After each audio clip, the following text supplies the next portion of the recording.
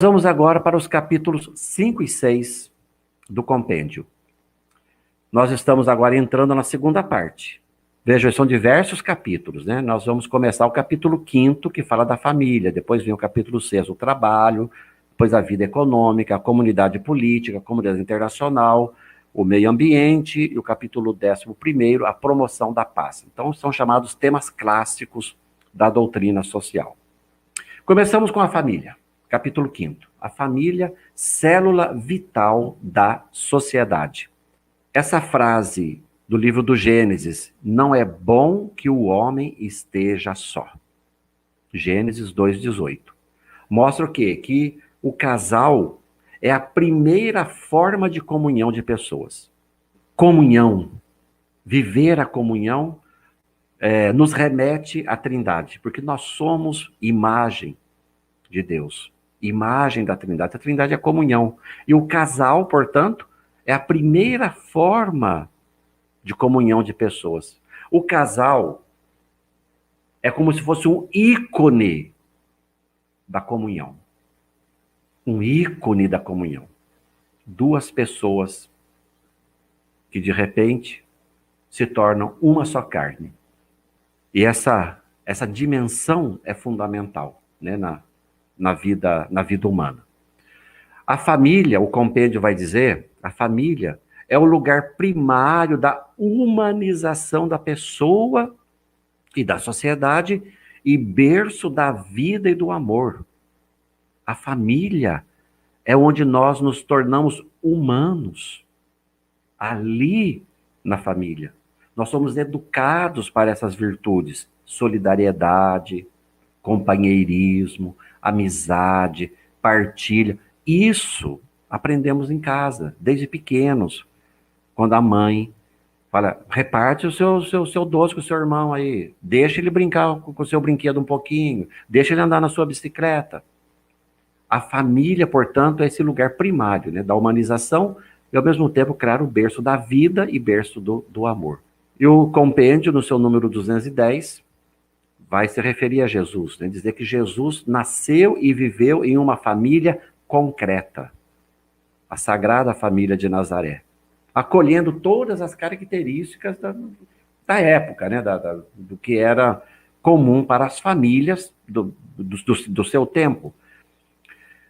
Eu gostei demais quando, no ano do laicato, a Sagrada Família foi escolhida como símbolo do ano do laicato. E que bonito, né? A Sagrada Família como símbolo do laicato, porque quando olhamos para a Sagrada Família, nós estamos vendo ali 3 leigos. Quando olhamos para a Sagrada Família, estamos vendo ali 3 leigos. Jesus não era sacerdote, Jesus não foi sacerdote do rito judaico. Jesus se tornou depois, pela entrega da sua vida, sumo e eterno sacerdote, se oferecendo a si mesmo, como diz a Epístola aos Hebreus. Então Jesus viveu, né, e cresceu numa família e concedeu ao matrimônio uma dignidade, porque o homem procurar a mulher e vice-versa, isto é algo profundamente antropológico, humano, mas Jesus deu a isto um status de sacramento, quando elevou essa dignidade, dizendo lá, o que Deus uniu, o homem não separe. Nunca ouvi se dizer que Deus os fez homem e mulher, por isso o homem deixará seu pai e sua mãe, se unirá a sua mulher, os dois serão uma só carne, portanto, o que Deus uniu, o homem não separe. Então, uma dignidade que Jesus deu para essa união homem e mulher.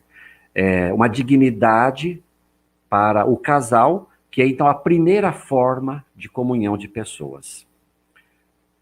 O número 211 do compêndio, então, vai apresentar a família como sendo essa primeira sociedade natural, titular de direitos próprios e originários, centro da vida social.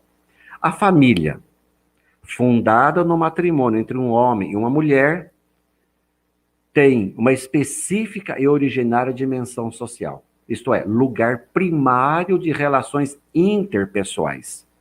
Célula primeira e vital da sociedade.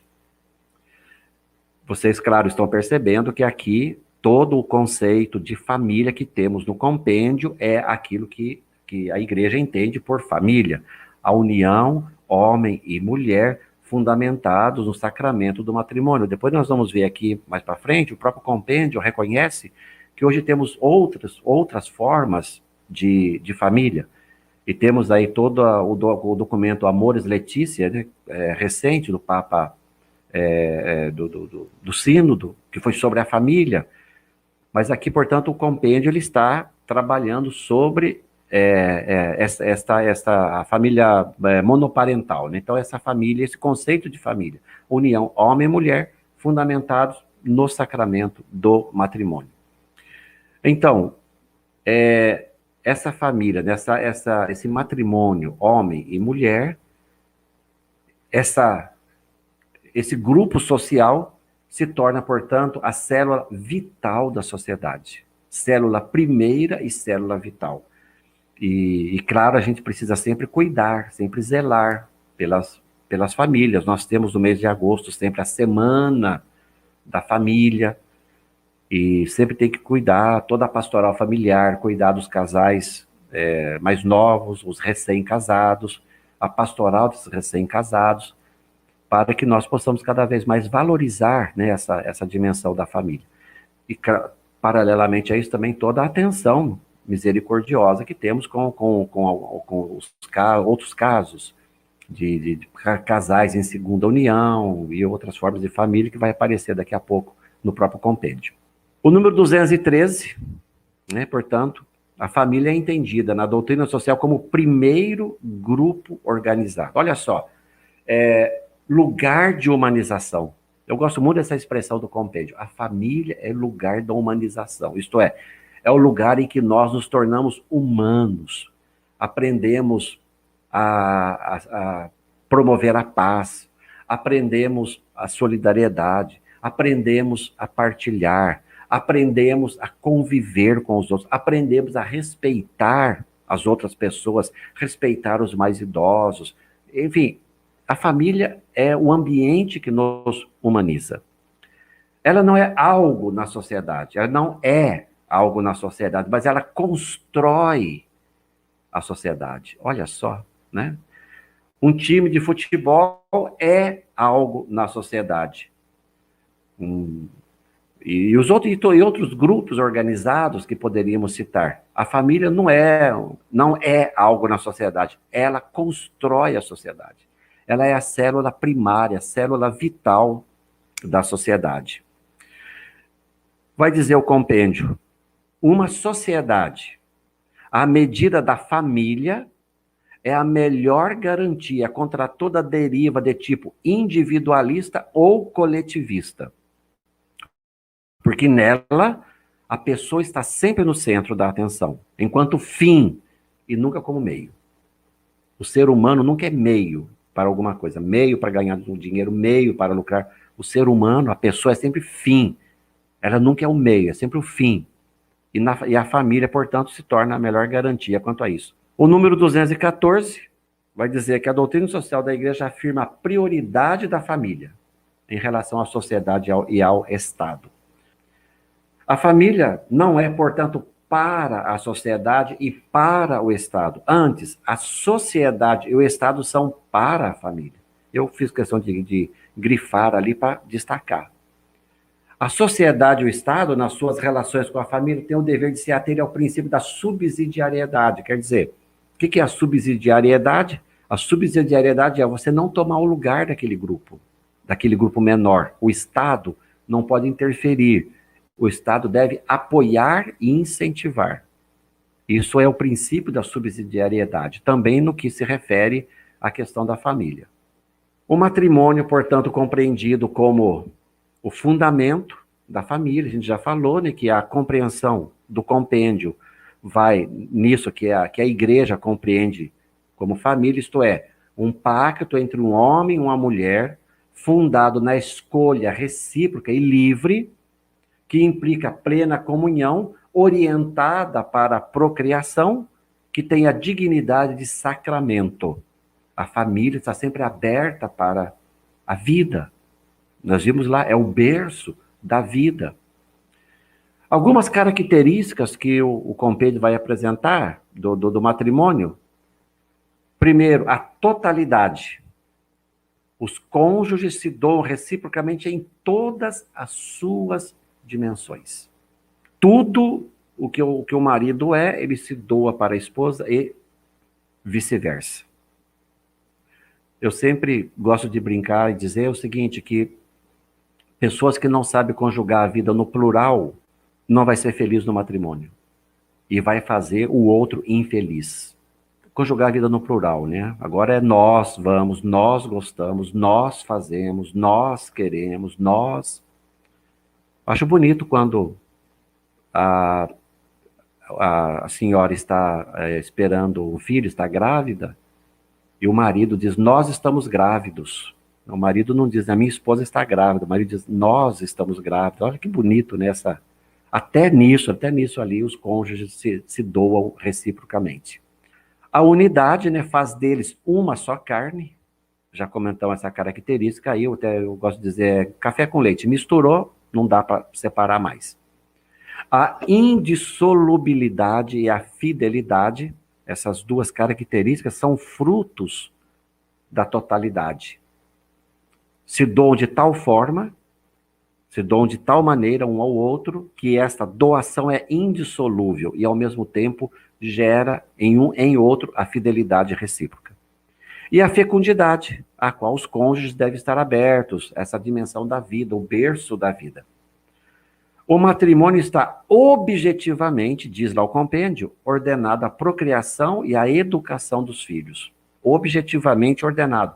Pode ser que isso não ocorra pelos mais... Tem diversos motivos, né, biológicos, que não ocorra os nascimentos na vida daquele casal. Aí sempre tem a possibilidade de adotar uma criança. Um outro ponto trazido pelo compêndio, no que se refere à questão da família, é a chamada subjetividade social da família. E o que é essa subjetividade social? A família é um sujeito na sociedade que interage com outros sujeitos também. E o número 221 vem acentuar essa subjetividade social da família, porque ela é chamada escola das virtudes sociais. A família é a escola das virtudes sociais. E quais são essas virtudes sociais? O número 221 vai desenvolver isso que eu coloco ali. Respeito pela dignidade do outro, e relações de gratuidade. Hoje nós estamos numa época em que tudo passa pela lógica. O que eu ganho com isso? O que sobra para mim? O que eu levo disso?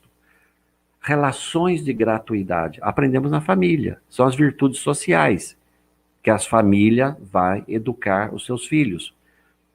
O acolhimento cordial, aprendemos em casa, a sermos acolhedores, simpáticos, aprendemos em casa essa dimensão da acolhida. A questão do encontro e do diálogo, a disponibilidade desinteressada, o serviço generoso, a solidariedade, tudo isso são virtudes sociais, que o número 221 vai comentar, e que a família se torna uma escola que vai ensinar isso aos seus filhos. A justiça, o diálogo, o amor.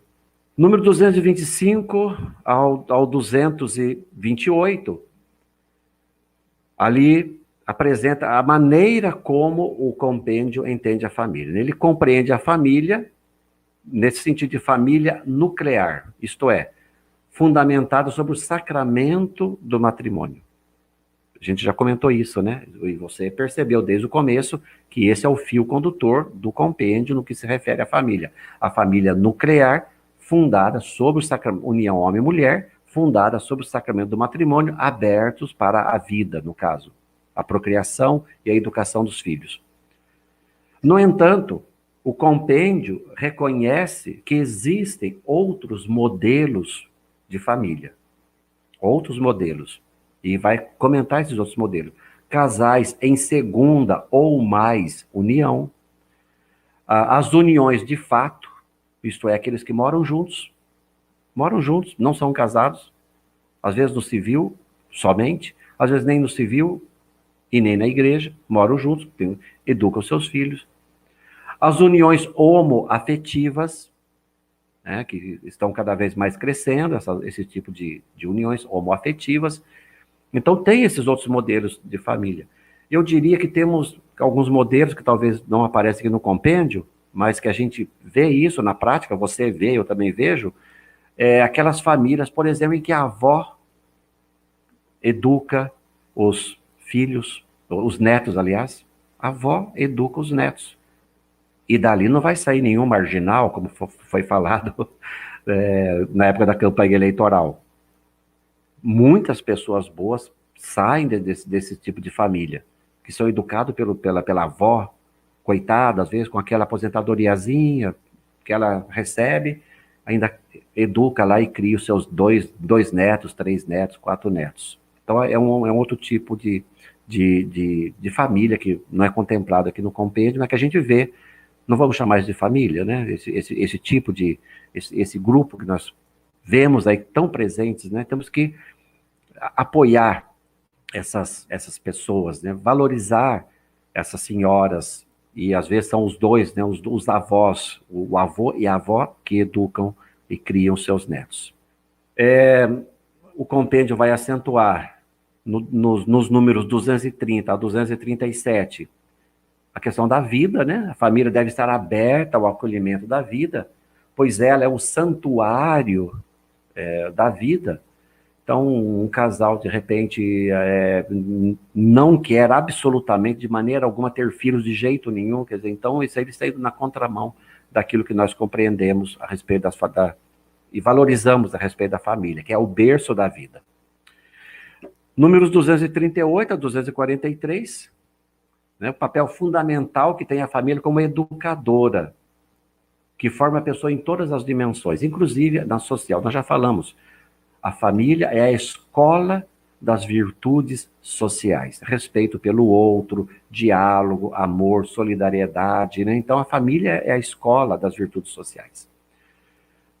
Os números 240 a 245, respeitar e promover a dignidade das crianças, e aqui a gente pensa na questão do ECA, né, esse Estatuto da Criança e do Adolescente. Respeitar a dignidade das crianças. A questão do trabalho infantil é muito tratado também aqui dentro do compêndio, embora se reconheça que o mundo está muito longe de ser satisfatório no que se refere à questão do respeito que se deve ter para com as crianças. A família, portanto, ela é protagonista na vida social. E exatamente essa subjetividade da família, né? Quer dizer, a família interage com outros grupos presentes na sociedade. E como que se manifesta isso? Manifestações de solidariedade, de partilha com os mais vulneráveis, sendo voz dos sem voz, né? Está aí o número 246. Serem ativas na ação política dentro da sociedade, não objetos, promovendo o interesse das famílias. Em época de campanha eleitoral, muitas famílias são visitadas. É a hora, né, das famílias se unirem, discutirem, planejarem, conversarem, estudarem. Muitas dioceses fazem cartilha, orientações. Então é a hora da gente se educar também nessa parte, se interessar por esse assunto, para a gente não ser objeto, porque senão vai procurar as famílias prometendo, se eu for eleito, eu arrumo uma vaga na creche para vocês, se eu for eleito, eu posso colocar um filho seu para trabalhar comigo lá no meu gabinete. Então as famílias acabam se tornando um instrumento. E não, elas devem ser sujeitos da ação política, não objetos. Também serem protagonistas na vida econômica. A vida econômica, nós vamos falar daqui a pouco, sobre essa questão de ética e economia, moral e economia. Uma vida econômica, um mercado não voltado para o lucro, mas para a manutenção da casa, manutenção da família. Essa é a origem da palavra economia, a gente vai falar sobre isso. Oikosnomos, isto é, manutenção da casa. Serem protagonistas no mundo do trabalho, e estamos numa situação tão triste de desemprego que afeta e alcança tantas famílias, né? E é exatamente o trabalho que torna possível a subsistência da família. A sociedade, portanto, vai dizer o 252, deve reconhecer a subjetividade e a prioridade social da família, promovendo-a de acordo com o princípio da subsidiariedade, quer dizer, não interferindo, mas apoiando. E o 254, as instituições civis devem reconhecer a importância da família. Então, o compêndio dedica, né, todo esse capítulo 5º para a questão da família, e é bastante importante, quem sabe, em Semana da Família, né, que a gente possa, de alguma forma, estudar esses temas que encontramos aí no compêndio, ou selecionar alguns desses temas, ou às vezes retiro que se faz para casais, né, e etc., poderia estar aproveitando também o que a doutrina social da igreja fala sobre a questão da família. Educador, Escola das Virtudes Sociais, temos bastante ensinamentos aqui importantes. O capítulo 6 fala a questão do trabalho, o trabalho humano. Vamos começar com a definição, a palavra, isso aqui não está no compêndio, só para enriquecer aqui a nossa conversa. A palavra trabalho vem de tripalho. O que é tripalho? Eu coloquei uma gravura aqui para ilustrar. Era um instrumento de tortura, esse instrumento de tortura formado por 3 paus, e daí o nome tripalium, e a pessoa, então, ela era assim meio que amarrada, como está aparecendo nessa gravura. Então, tripaliare significava ser torturado. E aí veio a palavra trabalho, né? Vem dessa conotação negativa. Por quê? Porque quem trabalhava na antiguidade eram os escravos. Aqueles que não tinham dignidade, não eram nobres. Esses trabalhavam. Os nobres não trabalhavam. Quem trabalhava eram os escravos e os pobres. Então, o trabalho visto na antiguidade dessa perspectiva negativa, pejorativa. O texto base da campanha da fraternidade de 1999, cujo tema foi Sem Trabalho, por quê? Você deve se recordar, né, dessa campanha da fraternidade. Aliás, já aconteceram várias campanhas da fraternidade sobre a questão do trabalho. Esse texto base, logo no seu número 1, primeiro parágrafo, ele fala a questão do trabalho e do emprego. E essa definição que eu coloco para vocês aí, trabalho e emprego. O que diz lá o texto base da CF de 99? Diz, o que é trabalho? Atividade humana pela qual a pessoa transforma a natureza indo além de si mesma. Quando uma criança lá no maternal pega um lápis de cor e começa a colorir um desenho, ele está trabalhando. Ele está exercendo uma atividade que vai para além dele mesmo. Passa por ele e fica depois naquela folha que ele ilustrou.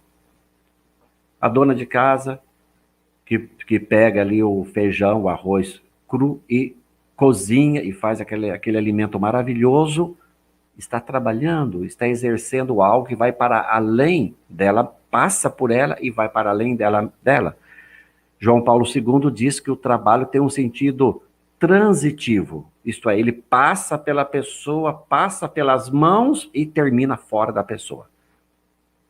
Em forma de alguma coisa, é um desenho pintado, é um livro escrito, é uma refeição preparada.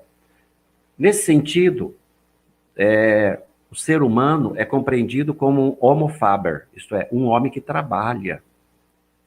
E Jesus disse, o meu pai trabalha sempre e eu também trabalho.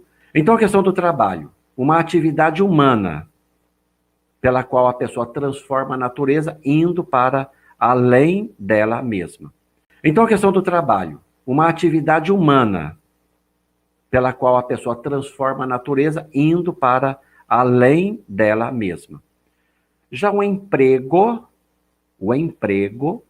é uma atividade social. Vejam, o trabalho é uma atividade humana. O emprego é uma atividade social, inscrita no âmbito das trocas sociais. Eu sei fazer alguma coisa, sou bom nisso, aí vem a remuneração, que é um sinal disso, dessa troca social, do emprego, do trabalho, por um determinado período, de tal hora a tal hora, sujeito a normas profissionais, porque cada categoria tem lá a sua ética profissional, e também as normas institucionais, jurídicas, etc., que regulamentam todo o mundo do trabalho. Veja, portanto, aqui a CF de 99, logo lá no seu número 1, no primeiro parágrafo, já colocando essa distinção. Trabalho e emprego. Trabalho é uma atividade humana, transitiva, isto é, passa pela pessoa e termina fora dela. O emprego é uma atividade social. Atividade social está no âmbito das trocas sociais, é remunerado, você emprega o seu trabalho, aquilo que você sabe fazer, que passa por você e termina fora de você, você emprega para alguém por determinado período de tempo. Isso aqui é circundado por uma ética profissional, também por um contrato de trabalho e assim por diante. Então, essa diferença de trabalho e emprego. Alguns aspectos bíblicos, né, que o compêndio traz a respeito dessa questão do trabalho. O número 256. A Bíblia começa mostrando Deus trabalhando. O capítulo 1, aquele que a cada dia da criação vai sendo feita uma parte, né, da natureza, e no sexto dia é feito o homem e a mulher. E o capítulo 2, que é esse que tem essa gravura aqui, o homem é o primeiro a ser criado, depois cria os animais, todas as coisas, escolha um companheiro, uma companheira para você, aí o homem não encontra ninguém, aí da costela dele cria a mulher, aí homem e mulher no centro da criação. Esse é o capítulo 2. Então a Bíblia começa mostrando Deus trabalhando. Da mesma maneira, o ser humano é colocado no centro da criação, para zelar por ela, sendo que essa dimensão do trabalho antecede a sua queda. Porque tem uma mentalidade de que o trabalho foi um castigo por causa do pecado original. Essa depreciação da questão do trabalho, que era muito comum no mundo da antiguidade, entre os gregos e os romanos, etc., e por isso quem trabalhava era só escravos, etc., entrou um pouco na mentalidade religiosa, nesse sentido, o trabalho é um castigo por causa do pecado original. Só que, antes do pecado original, Deus já havia dito para o homem e a mulher, colocar no centro da criação para que eles cuidassem daquele jardim. Portanto, diz ali o compêndio, essa ordem de Deus antecede a queda original. Jesus é conhecido como filho de um trabalhador. Ele não é filho do carpinteiro, mora ali em cima, as irmãs dele, os irmãos dele, não estão todos aqui na vila, a gente conhece todos eles. Temos esses textos, né, aí citados no Evangelho. Jesus descreve a sua missão como sendo um trabalho. Jesus diz, o meu Pai trabalha sempre e eu também trabalho. E no sétimo dia, Deus descansou. Bem, Deus descansou. Porém, ele continua mantendo a criação. Porque o Salmo diz, se eles tiram o seu respiro, eles voltam ao seu nada. Portanto, a criação é um ato contínuo. Deus continua mantendo a criação. Por isso que Jesus diz, o meu Pai trabalha sempre e eu também trabalho. João 5,17. Jesus ensina os homens a não se deixarem escravizar pelo trabalho. Dedicou-se totalmente ao seu ministério. E assim ele estava trabalhando. Ele trabalhou, certamente, com seu pai, como mostra essa gravura aí. José, na carpintaria, enfim, José era tipo um factotum, né, que Jesus certamente ajudava seu pai, porque ele era conhecido como filho do carpinteiro. Ele se dedicou ao seu trabalho, curando, pregando, andando por toda parte, fazendo o bem. O cristianismo, portanto, tem estima pelo trabalho. O cristianismo, portanto, valoriza o trabalho. Até mesmo porque, como nós vimos, a Bíblia começa mostrando Deus trabalhando. Quando alguém fala assim, eu queria saber quem foi que inventou o trabalho, viu?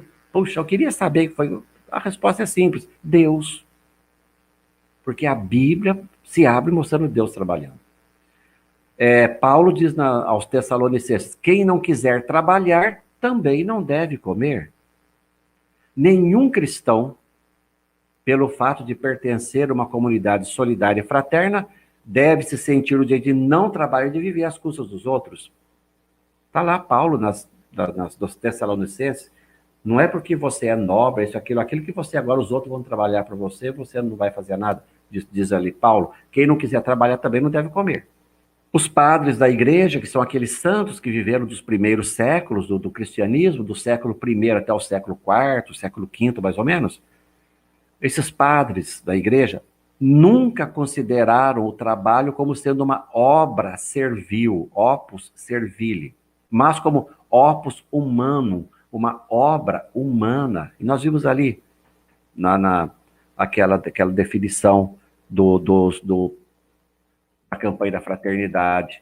O trabalho é uma obra humana, é uma atividade humana, e não é uma obra servil. Santo Ambrósio, no século IV, dizia: cada trabalhador é a mão de Cristo, que continua a criar e a fazer o bem. No século XVIII, com a primeira Revolução Industrial, que provocou uma reviravolta do setor produtivo, utilizando o carvão como fonte de energia, e aí começaram que as máquinas, né, criar todos os maquinários aqui na máquina a vapor. A mesma coisa provocou uma revolução no meio de transporte, inventando a locomotiva.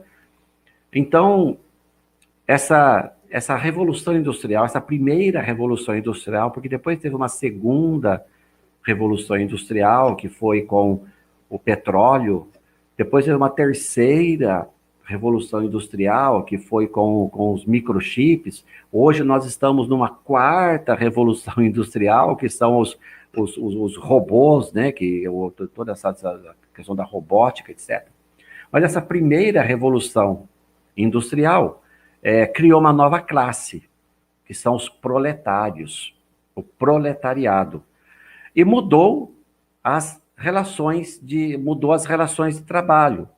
Por que mudou as relações de trabalho? Porque até então nós estávamos num regime em que as pessoas elas estavam no campo. E ali elas trabalhavam a terra. Trabalhando a terra, estavam todos ali, estava o pai, a mãe, os filhos, na sua propriedade.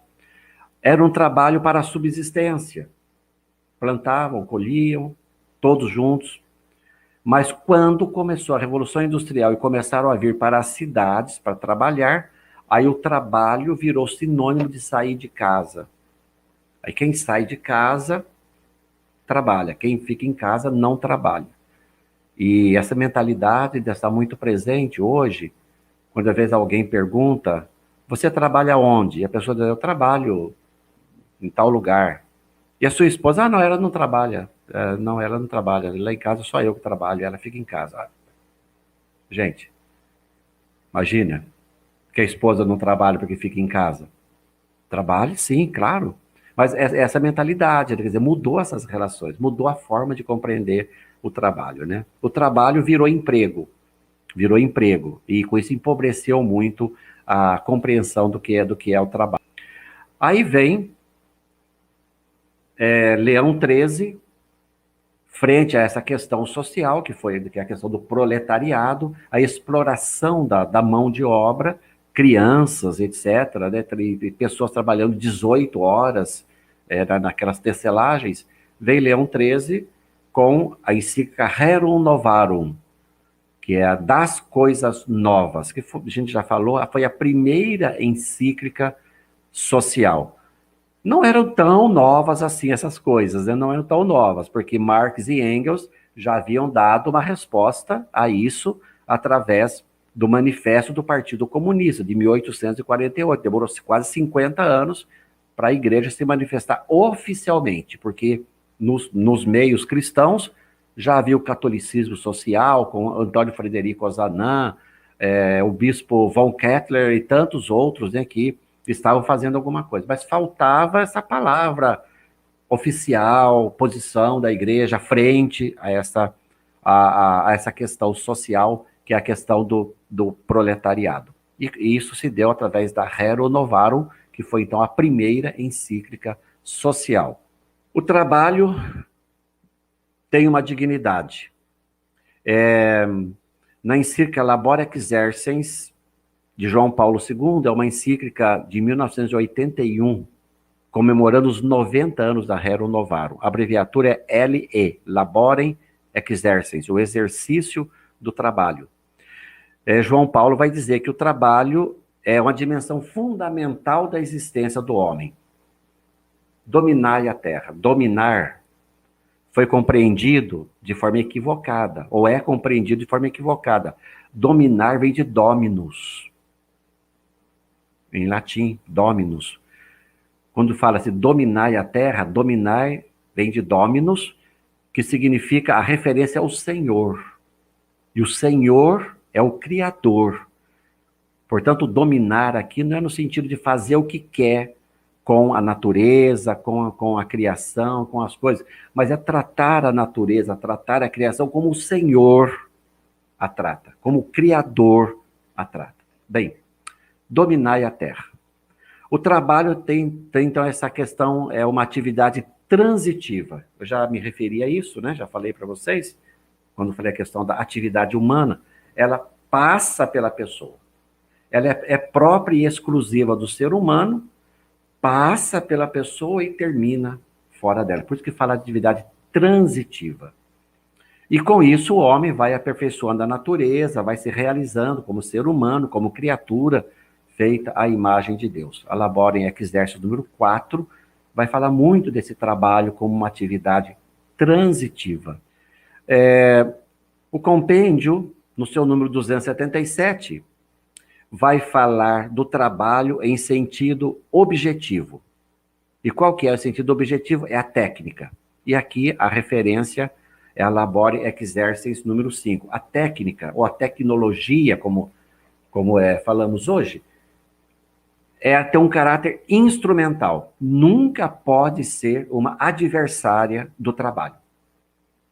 Embora que as novas tecnologias vão fazendo com que algumas profissões vão desaparecendo, vão se tornando obsoletas, e vai exigindo o quê? Aperfeiçoamento profissional para que possa acompanhar esse ritmo dessas novas tecnologias.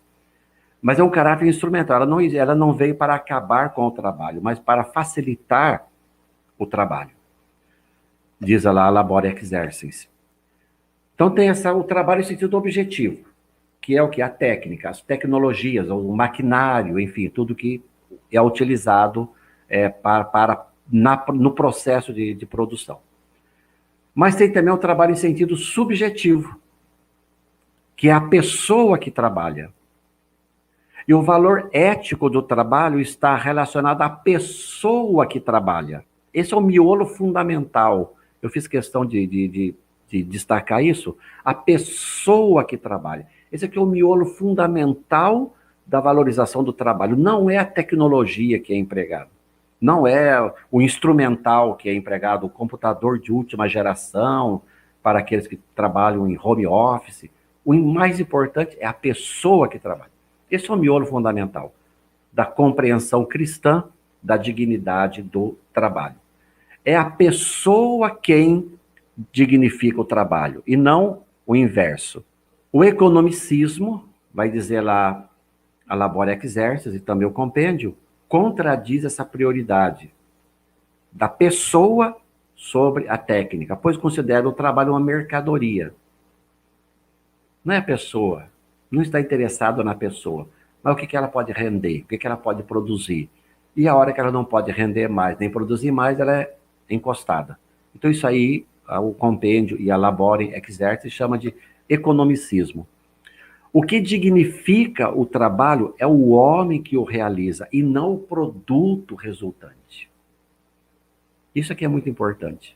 Mas, ao mesmo tempo, o homem no trabalho realiza-se a si mesmo como pessoa. Então, hoje, como que está?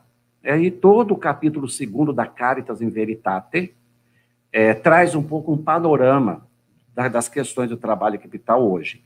O que vai dizer lá o Papa Emérito Bento XVI? Vai dizer que hoje as empresas são de capital aberto. Não são como naquele tempo, que a empresa tinha um dono, um proprietário, ou então uma família que era proprietária. Hoje as empresas são de capital aberto. Os donos são os acionistas. As empresas hoje são sociedades anônimas, SA, não são mais limitadas. Então, já muda por aí a configuração, né, desse mundo. Não é mais uma pessoa que é dona dos meios de produção. Tem lá um gerente, mas o proprietário ali são pessoas desconhecidas, são os acionistas, são aqueles que na Bolsa de Valores compram as ações daquela determinada empresa.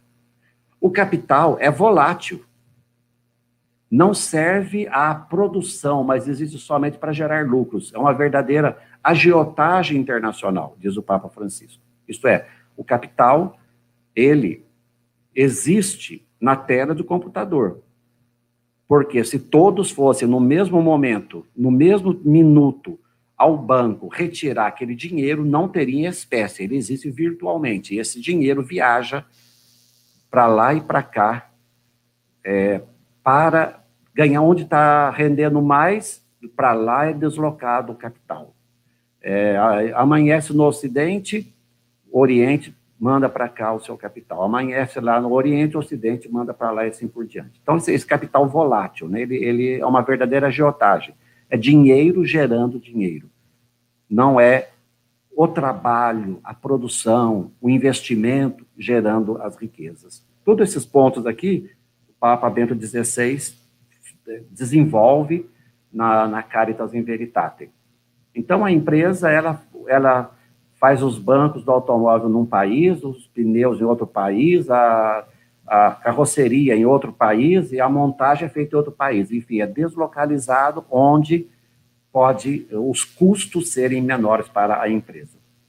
O trabalho é desregulamentado, o que pode gerar mais lucro para a empresa. E nós vamos falar daqui a pouco sobre isso, né? A questão da desregulamentação, do desmonte de muitos direitos e conquistas trabalhistas. A Seguridade Social está sendo desmantelada. E tudo está se resumindo à justiça comutativa, isto é, a justiça do empregador com o empregado, sem muitas vezes passar pelo sindicato, de ser votado em assembleia com todos os trabalhadores. Então, essa questão de ficar só na justiça do contrato, na justiça comutativa, justiça do doador de trabalho para com o empregado, enfraquece muito o trabalhador. E a Seguridade Social, nós estamos vendo isso, né, está sendo desmantelada, quer dizer, com grandes conquistas sociais. Colocando-se o quê? Uma falsa alternativa entre direitos trabalhistas ou emprego. Nós vimos o presidente várias vezes dizer isso. Ou a gente tem direitos trabalhistas, ou a gente tem emprego. O que vocês querem? Como se, de repente, uma coisa excluísse a outra coisa. A Labora Exercens, número 14, vai trazer grandes princípios éticos com relação ao trabalho, vai dizer que o homem é sujeito e fim de todo o processo econômico. Claro, a pessoa nunca é um instrumento, a pessoa nunca é um meio, a pessoa é sempre o fim, é sempre a finalidade da economia, e não um meio, não um instrumento. Ninguém pode ser instrumentalizado. Kant já havia dito isso, né, na filosofia. Todos devem ser tratados como fins, não como meios. A importância do trabalho na sua dimensão subjetiva, quer dizer, a pessoa que trabalha. Né? A pessoa que trabalha deve ser valorizada. O trabalho tem prioridade sobre o capital. Já comentamos isso, a questão do mundo do trabalho, mundo do capital. Existe uma vinculação íntima entre trabalho e capital. O capital deve servir ao trabalho, com investimentos, gerações de empregos, etc. E não ser usado o capital só para gerar dinheiro, gerando dinheiro, gerando dinheiro. Mas a riqueza vira exatamente do investimento que se faz no parque produtivo de um determinado país, de uma determinada nação.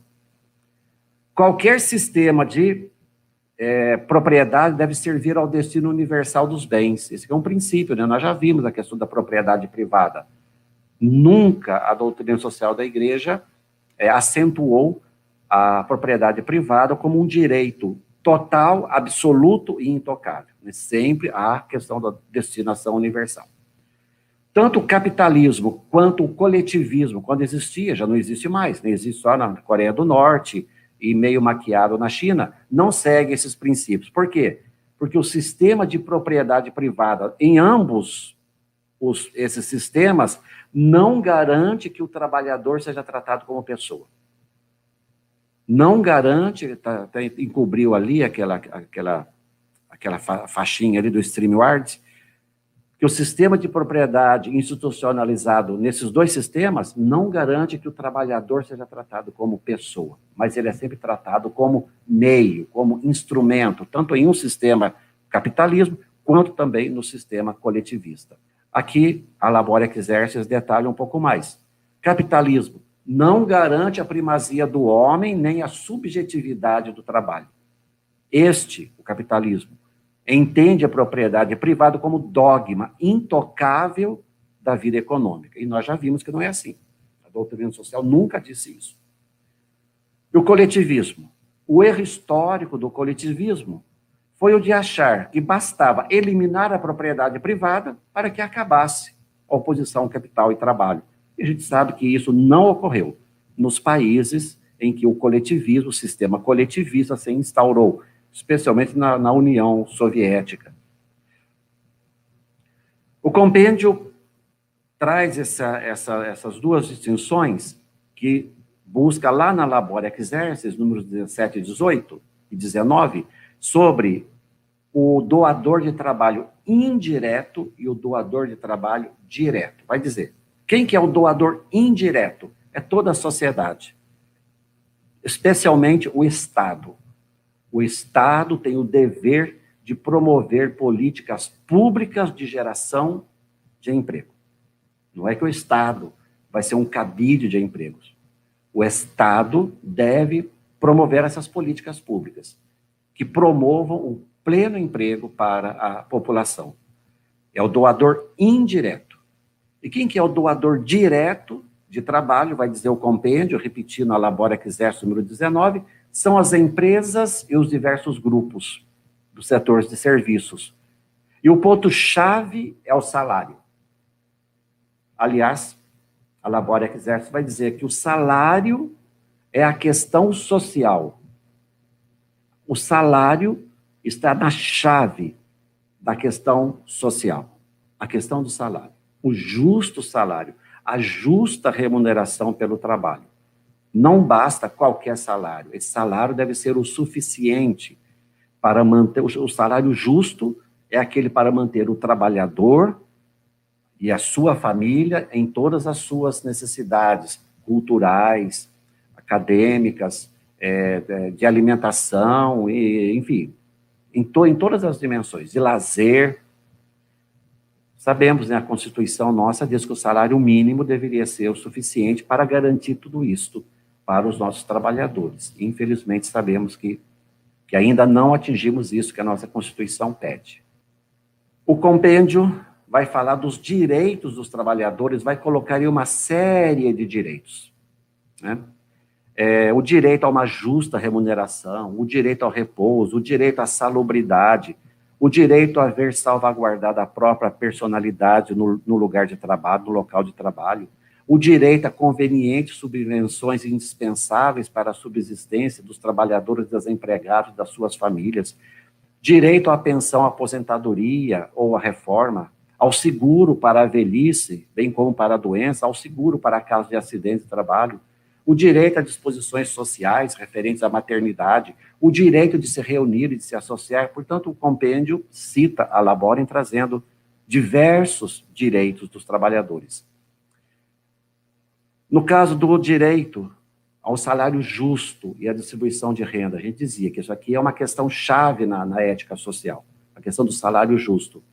A remuneração para ser justo, não é só aqueles que é combinado entre patrão e empregado. Aí eu posso pagar para você X, mas deve ser suficiente para que o trabalhador tenha uma vida digna, em todos os sentidos.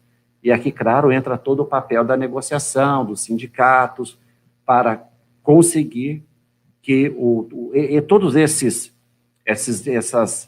necessidades dos trabalhadores sejam atendidas por aquele salário, claro, olhando também a situação da empresa, a situação econômica da firma, deve ser, por isso que vem a questão da negociação entre o sindicato e a empresa, porque o justo salário, diz a doutrina social, não é só aquele que é exigido pelos sindicatos, deve-se levar em conta também a empresa, a saúde financeira da empresa, como que está a empresa, e de repente é preciso aqui e ali, os dois lados apertarem um pouco os cintos, né, como está acontecendo agora na pandemia, né, várias empresas fazendo ali a redução da jornada de trabalho em 50%, suspensão temporária dos contratos, o auxílio emergencial complementando aquilo que foi retirado e assim por diante, para poder atravessar um momento de crise.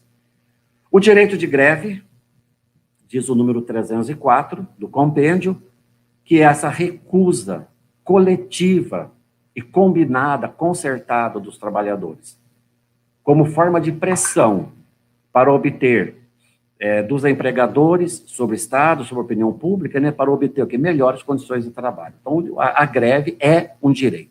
Às vezes a gente vê, quando questão de greve, sempre aquelas opiniões, é um bando de baderneiro, o pessoal que não quer trabalhar, e são muitos os trabalhadores que não querem aderir à greve, e às vezes depois da greve consegue aquilo ao qual se propôs, consegue um aumento, consegue um benefício para o trabalhador, e que acaba beneficiando a todos, inclusive aqueles que não quiseram participar da greve. A solidariedade entre os trabalhadores, isso aqui nós já comentamos, os sindicatos, os trabalhadores têm o direito de se associar, de formar associações, formar uniões para defender os seus interesses, especialmente através dos sindicatos, que nasceram como? Através das lutas dos trabalhadores, especialmente da indústria, para garantir os seus direitos, para exigir os seus direitos, e muitas vezes até num confronto, né, com empresários e proprietários dos meios de produção. Haja visto a forma como foi instituído o dia 1º de maio, como sendo o Dia do Trabalho. É um dia que marca de luta dos trabalhadores, lá em Chicago, quando os trabalhadores foram metralhados, e é um dia que não é um dia assim, de festa, de comemoração, etc., mas um dia realmente marcado pela luta dos sindicatos em prol dos trabalhadores. No entanto, hoje, diz o compêndio, o contexto que nós estamos vivendo, diz ele, marcado por esse processo de globalização, é um grande desafio para os sindicatos. Por que é um grande desafio? Começa ali. Hoje temos trabalhadores com contratos atípicos, ou então por tempo determinado. Então já não é mais aqueles modelos da década de 70, de 80, de 90. Então, a própria reforma trabalhista colocou novas formas de contratação, ter o trabalhador intermitente, enfim, outras formas, e isso acaba sendo um desafio para os sindicatos, que também deve se modernizar. Senão vai ficar com aquele discurso da década de 80, da década de 90, que a gente observa em alguns partidos de esquerda, que tem aquele discurso da década de 80, quando ainda existia comunismo, não vote em burguês, e não sei o quê. Tem esse discurso ainda, que eu digo jurássico, quer dizer, a gente tem que acompanhar também a evolução da sociedade, do mundo, e os sindicatos são provocados pelo compêndio também acompanhar, não quer dizer abrir mão de direitos, quer dizer se adaptando e conhecendo as novas modalidades que aí estão. Aqueles que não têm um emprego, como imigrantes, trabalhadores sazonais, aqueles que por falta de atualização profissional são excluídos do mercado de trabalho, porque não são qualificados, e hoje em dia as inovações tecnológicas são muito no campo produtivo. E se a pessoa não é qualificada, ela vai perdendo aquele serviço, aquilo que ela fazia já há anos, só sabia fazer aquilo. Então, são alguns tópicos que o compêndio apresenta como sendo uma provocação sendo no bom sentido, para que os sindicatos se adaptem, enfim, se modernizem também para responder aos desafios que vêm hoje da realidade, sem abrir mão de direitos aí que foram adquiridos com muita luta no passado. O compêndio vai trazer algumas coisas novas do mundo do trabalho de hoje. Chama as res nove do mundo de hoje. Lá dos números 310 a 313. Eu apenas vou citar aqui, que depois nós vamos voltar a falar da globalização. A globalização, o que é a globalização? Coloca lá o compêndio. O deslocamento das instalações em áreas diferentes daquelas que são tomadas decisões estratégicas e distantes dos mercados de consumo. É a fragmentação física da produção. A gente já comentou aqui. Um automóvel é montado no Brasil, mas as peças vêm de outros lugares. O banco vem da China, o pneu da Indonésia, o motor da Argentina, o painel da Tailândia, e assim por diante. Porque busca-se produzir onde a mão de obra é mais barata, onde a seguridade social é mais fraca, para que possa, né, com isso, aumentar os lucros. Então, essa é uma das coisas novas que hoje enfrentamos e, claro, os sindicatos também são aí desafiados a responder a isso. E o Estado também, né, é desafiado a responder a isso. Uma coisa nova, uma economia mais centrada sobre o setor de serviços e nas inovações tecnológicas. Nas décadas de 60, década de 70, década de 80, o símbolo do trabalho era um trabalhador, macacão, com uma chave inglesa na mão. Era o símbolo do trabalhador. Quando falava Partido dos Trabalhadores, logo já se tinha essa ideia. Então, não se compreendia, por exemplo, um professor como sendo um trabalhador, um advogado, esses chamados profissionais liberais. Hoje, então, nós temos uma economia muito mais centrada no setor de serviços do que propriamente no setor industrial. E nas inovações tecnológicas, porque hoje nós temos toda a implementação da robótica no processo de produção, os robôs, né, aqueles braços a gente vê nessas empresas de automóveis, os robôs fazendo os trabalhos, né, que antes eram feitos por pessoas. São as coisas novas que devem desafiar aí seja o Estado, como também os sindicatos. A liberalização do mercado e o assento da concorrência, o neoliberalismo, mais mercado e menos Estado, é uma das coisas novas. As inovações tecnológicas, e com isso muitas profissões vão desaparecendo, porque ou não precisa mais, ou então tem robôs que fazem com muito mais rapidez, com muito mais quantidade, com melhor qualidade do que se fazia antes. Então, algumas profissões vão desaparecendo, e é preciso qualificar aqueles que vão perdendo essas profissões para que possam estar preparados para entrar no novo mercado de trabalho. Então, são as coisas novas, os desafios que temos aí no mundo do trabalho. O compêndio termina dizendo, no 309, mudam as formas históricas em que se exprime o trabalho humano. Claro, começou lá o trabalho agrícola, trabalhando para os duques como meieiros, e assim por diante, depois foram trabalhar como proletários, e como na indústria, depois no setor de serviços, hoje está nas inovações tecnológicas, mudam as formas históricas, mas não deve mudar as exigências permanentes do trabalho, que se resume no quê? No respeito aos direitos inalienáveis do homem que trabalha. Isso não pode mudar. Mudam as formas históricas. Quando eu dizia década de 60, década de 70, década de 80, hoje nós temos uma outra realidade. No entanto, o que não pode mudar? O respeito aos direitos inalienáveis. Isto é, ninguém pode ser alienado, privado dos direitos do homem que trabalha.